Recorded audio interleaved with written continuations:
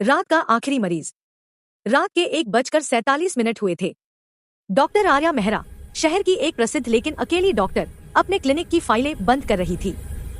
बारिश की बूंदें छत पर पड़ रही थी और बिजली बीच बीच में चमक कर पूरा कमरा उजला कर देती थी।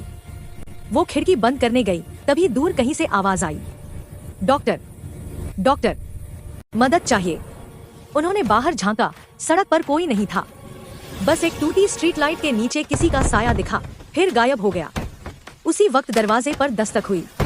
ठक ठक ठक। सामने एक बूढ़ी औरत खड़ी थी। सफेद साड़ी, गीले बाल और आंखों के नीचे गहरे काले घेरे।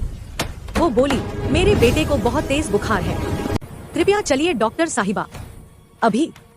आर्या ने हिचकिचाते हुए पूछा, इतनी रात गए? लेकिन औरत की आवाज में कुछ ऐसा था जो मना नहीं किया जा सकता था। वो बोली, बस थोड़ी दूर, मेरी झोपड़ी नहर के पास है।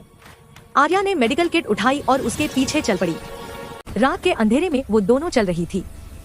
सड़क के दोनों ओर पुरानी दीवारें थी और हवा में मिट्टी और सड़ी हुई लकड़ी की गंध। आर्या ने पूछा, आपका नाम? औरत मुस्कुराई, मेरा नाम मालती है, सब मुझे माई कहते हैं। जैसे जैसे वो आगे बढ़ी, धुंध और गहरी होती गई।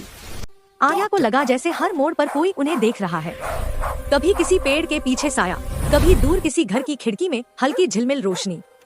फिर एक मोड़ पर मालती बोली, यहीं से अंदर चलिए। अंदर घुसते ही माहौल बदल गया। पुराने लकड़ी के घर में नमी की गंध थी। दीवारों पर टूटे फ्रेम और पुराने अखबार चिपके थे। कमरे के कोने में झूला हिल रहा था, लेकिन हवा बिल्कुल बंद थी। आर्या ने पूछा, आपका बेटा कहाँ है? मालती बोली, बस अंदर कमरे में सो रहा है। आर्या कमरे में गई, टॉर्च जलाई।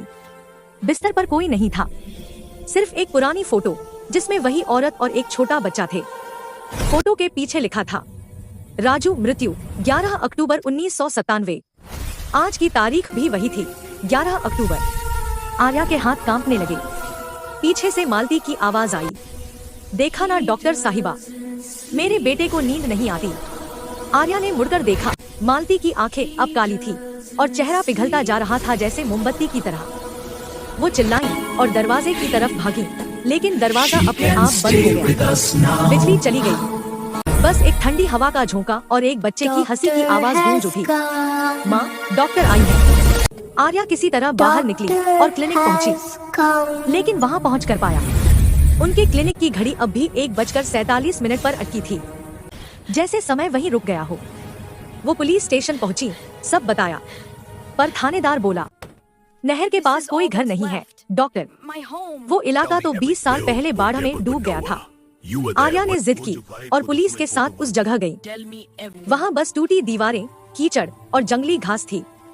फिर अचानक एक फोटो उनके पैर के नीचे आई, वही मालती और राजू की फोटो। लेकिन अब उस फोटो के पीछे कुछ और लिखा था, जो हमारे घर में आता है वो लौटता नहीं। आर्या का दिमाग घूमने लगा। वो सब समझना चाहती थी। मालती कौन थी? राजू सच में मरा था या अब भी जिंदा था?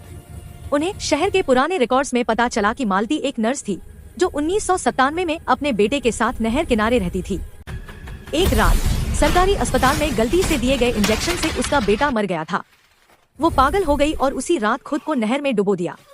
उसके बाद से हर साल 11 अक्टूबर की रात कोई न कोई डॉक्टर या नर्स लापता हो जाती थी। आर्या ने तय किया, मैं इस रहस्य को खत्म करूंगी। वो फिर उसी जगह गई। घर अब और भी डरावना था। दीवारों से पानी टपक रहा था, हवा में बदबू थी और झूला अपने आप झूल रहा था। वो बोली, मालती, मुझे दिखाओ तुम्हारा बेटा कहाँ है। अचानक पीछे से बच्चे की हंसी आई। माँ, देखो, डॉक्टर फिर आई है। और आर्या ने देखा एक छोटा बच्चा, पूरी तरह सफेद, उसकी आंखें खाली और ठंडी। उसके हाथ में वही स्टेथोस्कोप था जो आर्या के गले में होता था।